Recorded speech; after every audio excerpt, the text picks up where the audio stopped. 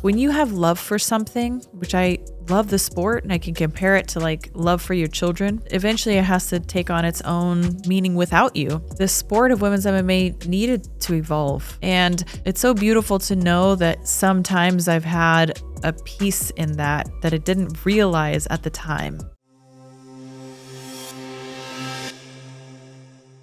Who do you see winning between Kayla Harrison and Amanda Nunes? I honestly think Kayla, because of the activity and her progression has been impressive.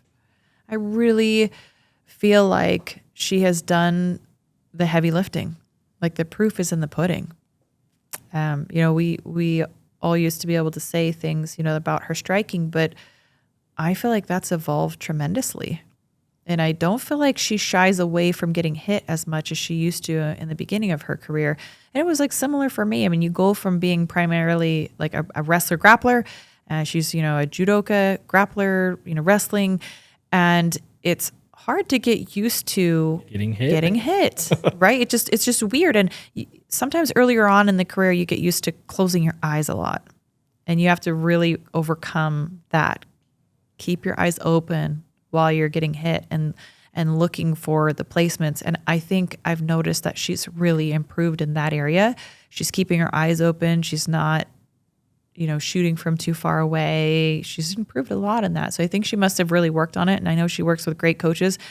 And, Amanda's been living the great life. And, she says the things like, well, I'm better now than I was, but that just can't be true. It can't possibly be true because when you're sleeping on silk sheets, it's a little bit of a different. And I'm not saying she's not great. I'm sure she's still great, but I know that she, has taken a long time off, and I know what it's like to take a long time off and then just try to come back and, face somebody who's been very active and, is now the best in the world.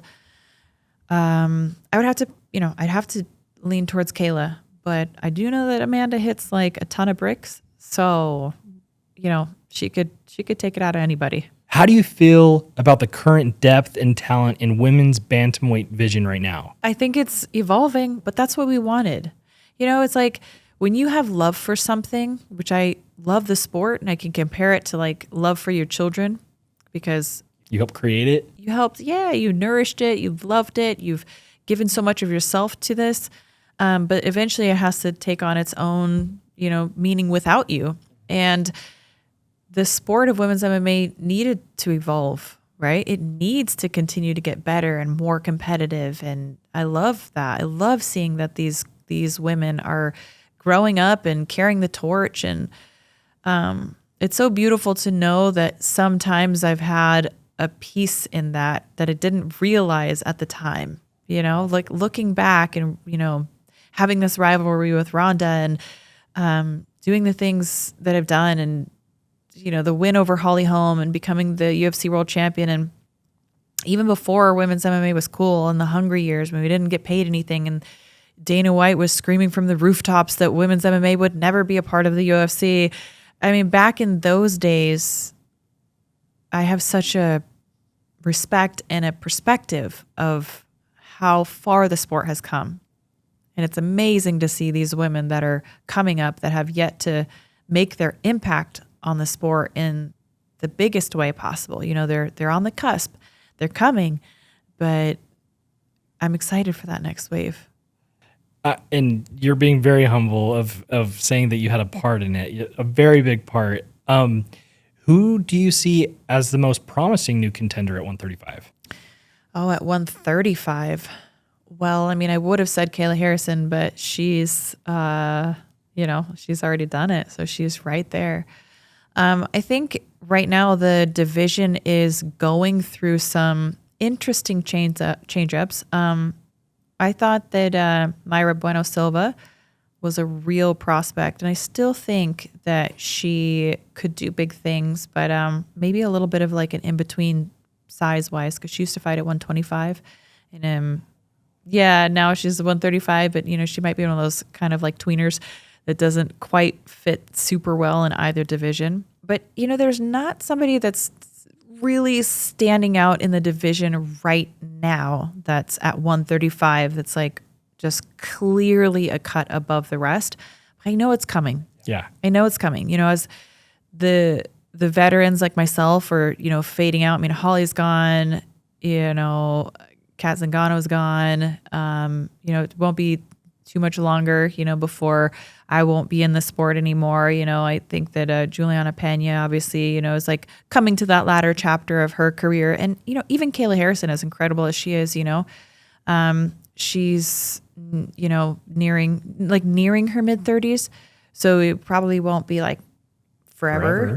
So it's just begging for that next female star to come. And, I think Frank Mir's daughter is like, she's somebody that's like, she's a serious athlete. When she comes into the gym and she competes or drills or whatnot, like you can just see that next level in her. So she's clearly a prospect. I mean, I don't know what weight she would be at, but she seems close, about my size. Is she maybe a 35er? Is she a 35er? Yeah. Yeah. But she might even grow a bit more. We'll see. What do you think, if any, is the biggest difference between women's MMA today compared to when you were a champion? Since I was a champion, I think the biggest difference is that there's so many more young women chomping at the bit. Like the division is just more competitive and it's full. There's a lot of women that I don't even know their names in the division because it's just like it's getting so big. And granted, a lot of those girls are just right about to break into the top 10 right now. The longer time vets have kind of been able to hold down the fort and mostly in the top 10. So most of those names are people who have been fighting for quite a long time. I think that's going to change very soon. Who are your favorite current fighters? Oh, my favorite current fighters. Well, gosh, Molly McCann just retired, so I guess I can't say her. She's just such a great little personality. Let me think for a second. I'm going to think of names now. This is what the names are like. Sometimes I think of a face and then I don't think of a name. You're like, oh yeah, that one. Yeah. I like Tatiana Suarez a lot. I like watching her fight. I just think she's got a great fight IQ and she comes from a stellar wrestling background. And I just like watching her do what she does. It's impressive. And I learn a lot from her too. Like when I'm in the gym and I'm training, because we both train out of Extreme Couture. She's just an impressive athlete. So strong for her size, but it's because she has good technique. It's not like she's like physically strong. Like we were kind of laughing about it one day. We were at the UFC Performance Institute and she was doing strength testing. She's like, oh, I always get nervous for this. I don't always perform the best. Like she's not always like the strongest, person in her category of like lifting weights. And I'm like, that's good. It's like, you don't have to be because you're that good, right? Like if you are physically using strength to get you through fights, you're not that good. That's the point. You have to use technique and you'll feel strong without actually like having to do a lot of work.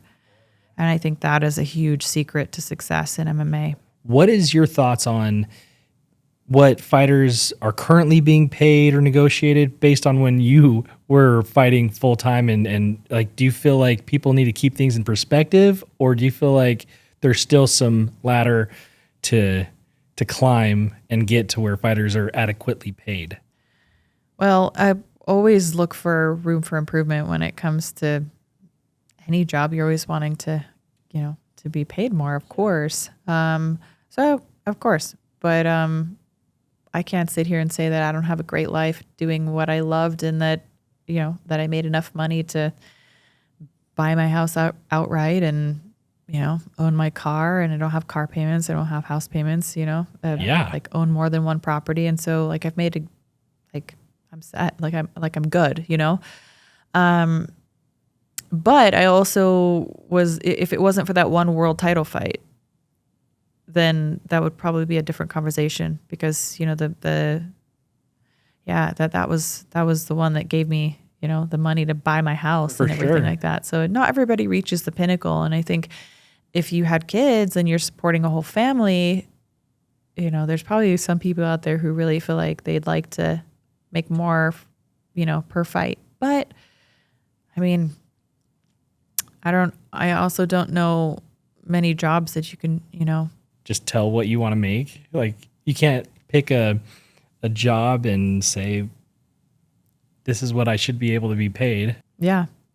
There's people that break it down, that, argue that we should be paid more and that we need a union and all these kinds of things. But honestly, that stuff is a little bit above my head. And I feel like, I'm good. Like, I'm happy. So I'm blessed. Things worked out.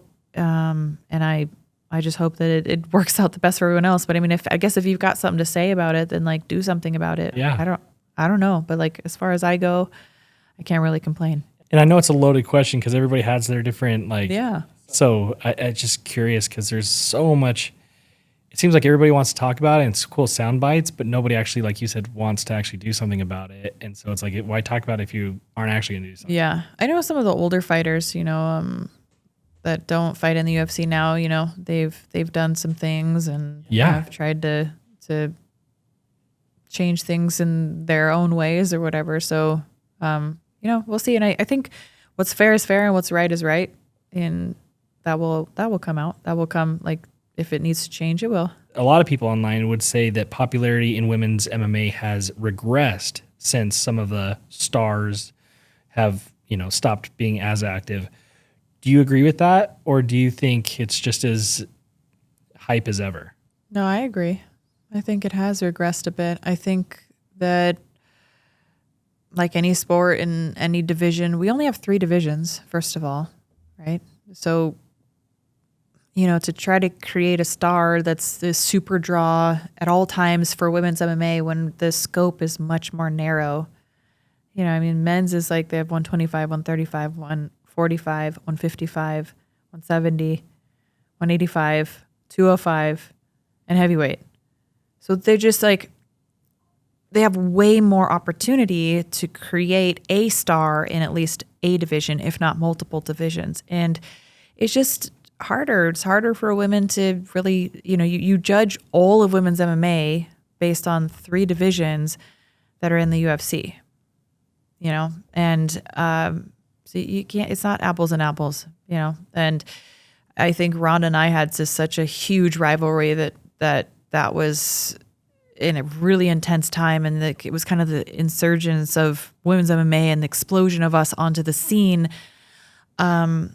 But, to say that it's always going to be that great isn't fair to say. But I love the rivalry with Amanda and Julie. Like that the idea of a potential trilogy is always exciting. And that was like one of the biggest, if not the biggest fight in women's MMA was their rematch. And now, Kayla has created some waves and I think she's doing great. So, I mean, it's an ebb and flow. It's not always going to be the most exciting, but I think Kayla's she's doing great things for the sport. There's definitely a lot more eyes on the sport because of her. And now Amanda, the GOAT, the greatest woman of all time, is coming back. Like, that's exciting. So there's always going to be ways to keep the sport exciting and relevant and, different. Was it Valentina Shevchenko and Alexa Grasso? That was amazing too. Like, they're, it's not a rivalry exactly because they are amicable. Like, they're very respectful of each other. So there's not all the shit talking, but their fights were epic.